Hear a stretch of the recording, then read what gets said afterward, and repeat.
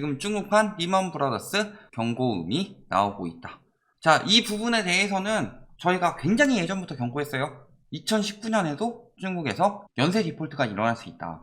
왜냐하면 우리나라 같은 경우는 가계부채, 일본 같은 경우는 국가부채, 중국은 기업부채가 트리거가 될 수 있다 라고 그랬죠. 왜? 중국에는 거기 공산주의잖아요. 뭐 기업을 죽이는 게 공산주의다 뭐 이딴 이야기 하고 있는데 지금 중국이야말로 어느 나라보다 더 많이 몰아주고 있죠. 어느 정도로 몰아주느냐. 어떤 철도 업체 같은 경우는 순이익도 아니고 매출만 가지고 있어도 이자도 못 낸다고 하는데 국가에서 막 돈을 빌려줄 수 있도록 해요. 왜? 거기는 공안들 잘 보이고 하면은 해주잖아요. 수익성 이런 거보다 더 중요한 건 뭐예요? 국가에 얼마나 잘 보이느냐. 그러니까 기업이 많은 돈을 빌렸었죠. 그리고 그런 상황에서 지금 미중 무역전쟁은 장기화되고 있습니다. 이미 2019년부터 계속 이어지고 있었죠. 그렇다는 건 수출 중심국인 중국에서 수입을 많이 하는 미국 자체에 관세가 많이 나가게 되고 당연히 수출에 영향을 받을 수밖에 없죠. 그런데 중국뿐만이 아니라 모든 나라들은 기업들이 연결이 되어 있다. 예를 들어서 A그룹이 무너진다 라고 하면 A그룹만 무너지느냐? B그룹도 무너질 수 있고 C그룹도 무너질 수 있고 D그룹도 무너질 수 있고 연결되어 있는 그룹들. 근데 여기서 끝나느냐? C가 또 이 그룹이랑 연결되어 있어서 얘가 무너지면 얘가 또 무너질 수도 있죠. 이런 식으로 계속 연쇄적으로 무너질 수 있다는 거죠. 자, 그래서 어느 정도예요 지금? 중국 공상은행 부실채권 비율이 4.29%다. 전년 1.41%에서 얼마나 증가한 거예요? 2배 이상. 그래서 얼마예요 지금? 12월 대비 헝다의 거래 및 미지급금은 사상 최고치인 9,510억 위안. 이게 171조 원이죠. 엄청나죠? 그래서 신용 등급이 떨어졌다 라는 거죠. 그러면서 자, 니케이 신문에서 이야기를 했죠. 일본 경제 장기 침체도 부동산 대출 총량 규제가 방아쇠를 당겼다고 하고 있다. 아, 그러니까 부동산 대출 총량 규제를 하면 안 돼요. 이게 아니에요. 부동산 대출 총량 규제는 왜 들어간 거예요? 당연히 부동산 거품으로 인한 부실이 생기기 때문에. 그러니까 총량 규제가 들어가는 거다. 우리나라도 역시도 마찬가지예요. 왜 총량 규제 지금 더 빡세게 들어가겠어요? 다 돈 내가지고 부동산 사고 있으니까. 2015년 기준으로 통화승수도 뚝 떨어지고 출산율도 뚝 떨어지고 다 떨어져요. 오른 거 뭐 있어요? 부동산 가격. 그런데 가계부채를 계속 늘린다. 지금도 가끔 가다가 막 그런 얘기해요. 한국 국가부채가 지금 얼마나 늘었기 때문에 가구별로 1억씩 뭐 갚아야 된다. 그걸 왜 가구에서 갚아요? 국가에서 빌린 건데. 지금 국가부채를 걱정할 때가 아니에요. 국가부채보다 더 문제는 우리나라는 가계부채예요. 자꾸 국가부채 물고 늘어지는데 핵심은 뭐예요? 국가부채를 많이 늘려서 가계를 살리고 해야 될 시기에 가계부채로 살려버렸죠. 우리나라. 아니, 글로벌 금융위기가 터져서 세계적으로 바젤 3 협약이 들어가서 미래 손실 대비까지 하자. 리먼 브라더스 은행같이 은행 부실까지 이어질 수 있기 때문에. 그런데 우리나라에서는 대출을 풀었다. 부동산 관련해서. 이게 문제라는 거죠. 이거 찬양하는 사람들은 정신 나간 거예요. 언제적 경제를 지금 건설업으로 살리려고 하고 있어요. 건설업은 너무 많고 너무 많은 수익을 올리고 있는데 이미 가계부채가 늘어났기 때문에 지금은 국가부채를 늘릴 수밖에 없는 상황이죠. 사실상 코로나 터졌는데 다른 나라들처럼 GDP 대비 가계부채가 많이 떨어졌다고 봅시다. 그렇다면은 지금 자영업들 제일 문제 뭐예요? 인건비? 인건비 안 되면 자르고 혼자 일하면 되죠. 위기 상황에서. 그럼에도 불구하고 못 버틴다고 하죠. 왜? 임대료 엄청나게 나가니까. 그 임대료 엄청나게 나간 이유 뭐예요? 물론 임대인 탓이 없다고 할 수는 없겠지만 핵심은 뭐예요? 계속 올려버린 상가 가격이죠. 상가 가격을 그렇게 올렸으니까 대출 끼고 상가를 샀는데 이자는 내고 그래도 조금은 수익을 얻어야 될 거 아니냐. 은행에 예금해도 1% 2%는 나오는데 하다못해 3% 정도는 나와야 되는 거 아니냐. 근데 3%만 해도 임대료가 엄청난 거야. 그렇기 때문에 임차인들은 어때요? 임대료도 엄청 많이 내고 거기다가 준비하는 비용도 엄청 많이 내죠. 그러면서 건설사들 자재 가격 올려가지고 한 것들 봐봐요. 그러면 어때요? 당연히 자영업들은 빚을 많이 질 수밖에 없고 그러니까 경제 위기가 왔을 때 버티지 못하는 거죠. 뭐 때문에? 가계부채 늘리면서 부동산을 올렸기 때문에. 핵심이 그거죠. 그렇기 때문에 돈을 많이 풀 수밖에 없는 거예요. 그런데 이걸 돈을 계속 풀어서 살리느냐? 우리나라는 기축통화 아니죠? 한계가 있죠. 지금도 막 뭐라고 언론에서 이야기하잖아요. 이거 개인이 갚아야 되는 건 아니니까 개인별로 분류하는 그 기사가 잘못됐다지 국가부채는 지금 굉장히 위험하게 불어나고 있다. 외국에 비해서 적다. 근데 외국 기축통화인 나라들이랑 비교하면 안 돼요. 그렇다는 건 유동성을 축소해야만 하는 상황이죠. 아니 소득은 안 올라갔는데 임대료 올라가니까 물가는 당연히 올라갈 수밖에 없죠. 외식비 올라갈 수밖에 없죠. 다 그거 붙여가지고 이윤내야 되는데 자영업자들도 그런 상황이죠. 그러니까 우리나라는 지금 가계부채가 굉장히 위험하다. 중국 같은 경우는 그때 우리나라 리먼 터지고 나서 가계부채 올리면서 기업부채 줄였어요. 그래서 어때요 지금? 소비가 돌아가요? 우리나라 아직도 수출 중진국이다. 선진국 대열에 올랐네요. 아니 올랐으면 뭐예요? 리먼 터지고 나서 다른 나라들 다 글로벌 어스 굉장히 위험한 생각이구나. 의지랑 관련 없이 저 나라가 망하면 우리나라도 위험해지는구나. 그래서 다 내수 중심국으로 바꾸고 있는데 우리나라는 아직도 수출 비중이 굉장히 크죠. 자, 그래서 부실채권 규모 올라가고 있고 중국 같은 경우는 기업 부채가 위험하다.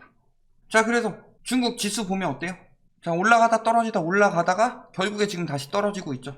상승률 자체가 떨어지고 있고 지금은 이제 완전히 하락세로 바뀌고 있다. 그럼에도 불구하고 지수는 아직도 상승하고 있는 것처럼 나오고 있습니다. 지수가 떨어지는 게 아니에요. 이거 상승률이 떨어진 거죠.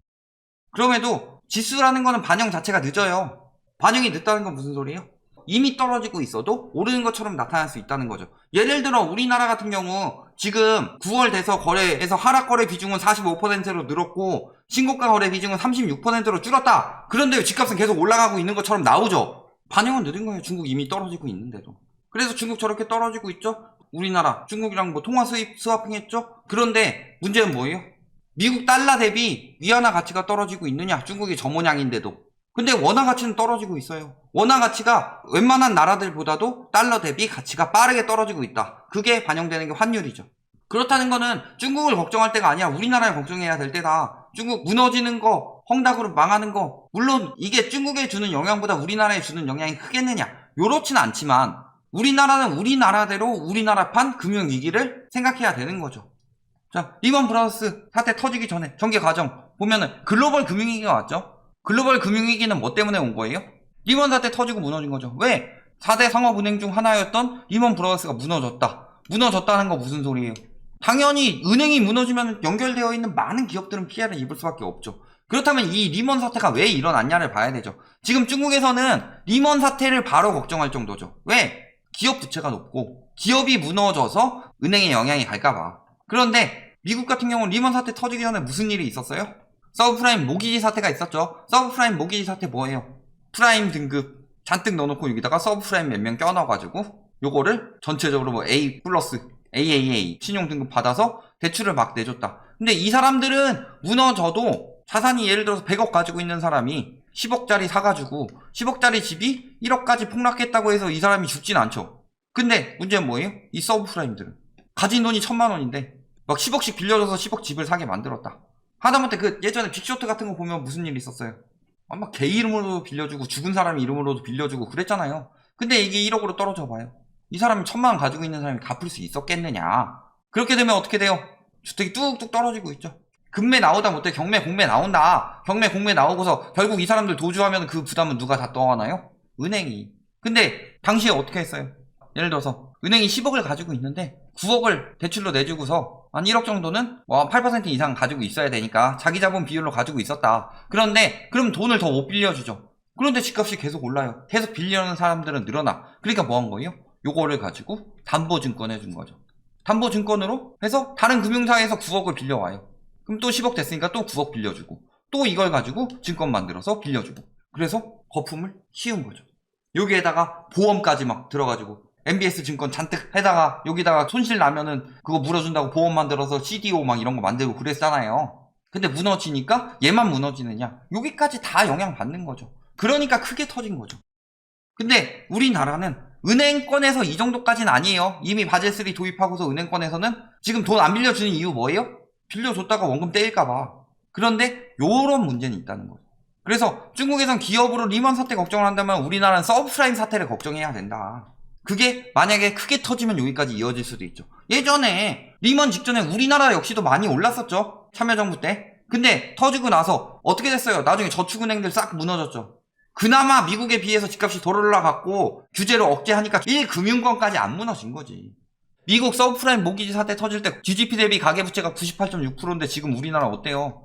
2021년 1분기 105%예요. 근데 문제는 뭐예요? 우리나라가 더 위험한 이유 전세 보증금. 전세 보증금까지 더하면 GDP 대비 가계부채는 어느 나라보다 높다. 아니 전세 보증금 이자도 안 내는데 뭐가 위험해요? 이자도 안 내는데 위험한 게 아니에요. 전세 보증금이 위험한 이유는 뭐예요? 집주인이 처음부터 아예 쓰레기처럼 사기치려는 바지 사장들도 있지만 갭투기에서 돈 벌려고 했던 사람들 있죠. 한 100채 샀어요. 이 사람이 무너져요. 그러면 100명의 전세 보증금이 피해를 입어요. 연쇄적으로 번져갈 수 있을 가능성이 굉장히 높다는 거예요. 그러니까 지금 뭘 걱정해야 할 때요? 중국에서 리먼 터지고 말고 이런 기사가 나오기 전에 우리나라에서 서브프라임 모기지 사태가 터지지 않냐? 이런 기사가 왜 안 나오냐? 자, 지금 보면 뭐예요? 서브프라임이라는 게 뭐였어요? 돈을 갚을 능력이 안 되는데 돈을 빌려간 사람들이 서브프라임이죠. 서울주택 매수자 15%가 신용대출이고 평균이 1억이 넘는다. 엄청나게 많은 비중이란 겁니다. 이런 사람들이 터지는 거예요, 서브프라임이. 자, DSR 지금 뭐 40% 규제 들어갔는데 DSR 40% 규제가 강력한 게 아니에요. 아니 월급 중에 40%를 원리금으로 떼인다. 진짜 생활만 딱 하는 수준이죠.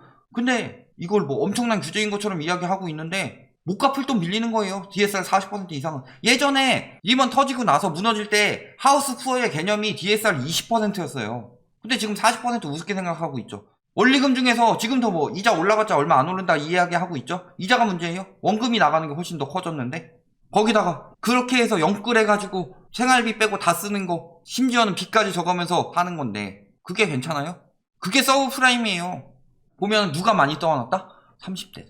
빚 제일 많은 세대. 보통 외국 같은 경우도 은퇴 직전 한 50대 정도가 빚을 제일 많이 지고 은퇴하고 나서는 빚이 쭉 줄어요. 자산 처분하고 좀 저렴한 동네로 가요. 그런데 우리나라는 베이비 부모들 부동산 불패 버는 돈은 없는데 계속 쥐고 있어요. 그러니까 지금 노후에 다 가난해진 이유가 뭐다? 자산 처분을 안 하고 버티니까. 그런데 문제는 뭐예요? 아직 경제활동을 한 50대가 빚을 제일 감당할 수 있을 나이가 되는 거죠. 그런데 지금 30대가 더 많다는 거 무슨 소리예요? 50대가 팔고 30대가 샀다는 거죠? 그러면 30대가 한번 무너지면 어떻게 돼요? 이 침체가 장기적으로 갈 수밖에 없다. 그래서 우리나라는 리먼 브라더스나 서브프라임 모기지 사태보다 더 걱정해야 될 건 일본식 장기 침체다. 왜? 30대들이 앞으로 20년 넘게 우리나라 경제를 이끌어야 되는 세대인데 그들이 무너지고 돈이 없으면 어떻게 돼요? 장기적으로 침체될 수밖에 없는 거예요. 그 이야기를 하고 있는 건데 기사 같은 데서 거짓부렁하죠. 뭐라 그래요? 라이트하우스 같은 폭락론자는 위기에 대해서 경고하는 게 폭락론자예요? 근데 뭐라 그래요? 인구 감소로 인해서 집값 떨어진다고 그것만 주장하고 있다. 그것만 주장했어요 지금? 예전부터 계속 이야기했죠. 영끌들이 사고 있다는 거 진짜 위험한 징조라고. 지금도 매우 위험하다. 30대 빚이 늘어나고 50대는 빚을 갚았다. 말하고 있는 거 그대로 나오고 있는 거예요. 저희가 예전에 이야기했죠. 시중 부동자금이 증가했다는 거 팔아서 현금화한 사람이 많다. 가계부채가 같이 증가했다는 거 영끌에서 산 사람들이 받아줬다. 그대로 나오고 있는 거잖아요. 지금 그대로. 지금 못 팔고 있는 거예요. 팔면 무너지니까. 터지면 서브프라임 모기지 터진다. 결론. 자, 중국한 리먼 터진다. 물론 이게 우리나라 경제에 영향을 미칠 수는 있죠. 그런데 지금 요걸 볼 때가 아니다. 지금 중국에서 리먼 브라더스 터지는 걸 보기보다 우리나라에서 서브프라임 터지는 걸 봐야 된다. 왜? 영끌. 그 다음에 이거 실질적으로 신용대출 비중 엄청나게 높죠? 그 다음에 DSR 엄청나게 빌려간 사람들 많죠? 여기다 추가로 뭐가 있어요? 30대들 빚이 50대를 능가할 정도로 역대급으로 올라가고 있다 라는 거. 다 서브프라임들이다. 터지면 어떻게 돼요? 50대들이 많이 물렸다. 그렇다면은 잃어버린 10년 나오기 힘듭니다. 근데 30대들이 많이 물렸다. 그렇다면은 잃어버린 20, 30년 나오는 거예요. 기본적으로. 요거 잘 생각하셔야 된다. 지금 중국 리먼 걱정할 때가 아니다. 언론들아! 우리나라 금융위기 걱정해야 된다. 중국 걱정할 때가 아니라. 근데 왜 중국은 떨어졌으니까 터진다 하면서 우리나라 아직도 오른다고 말하고 있냐? 잘 생각해 보셔야 됩니다.